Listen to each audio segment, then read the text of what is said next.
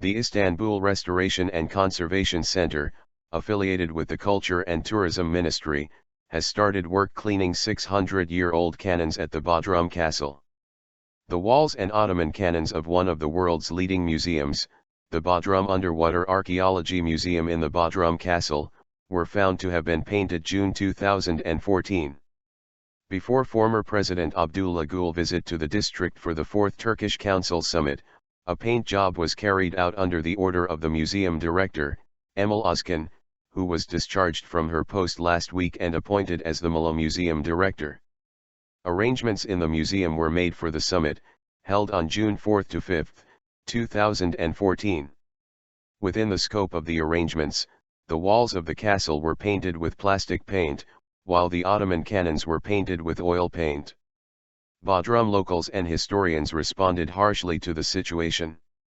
An online petition was initiated asking for Özkan to be discharged from her post. Some 1,000 people signed the petition in 2 days. The ministry then opened an investigation into the issue, during which Özkan testified.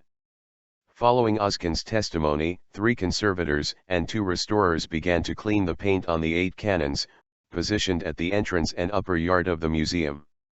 It is reported that the cleaning would take 2 weeks, after which the walls of the castle would be cleaned too.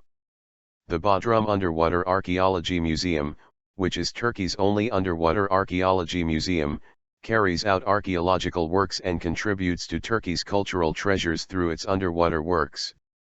Drilling work in the region has so far unearthed many artifacts, such as Mycenaean tombs.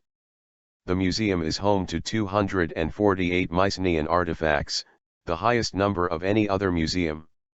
These artifacts date back to 3,500 years ago and have great value for Western Anatolia archaeology.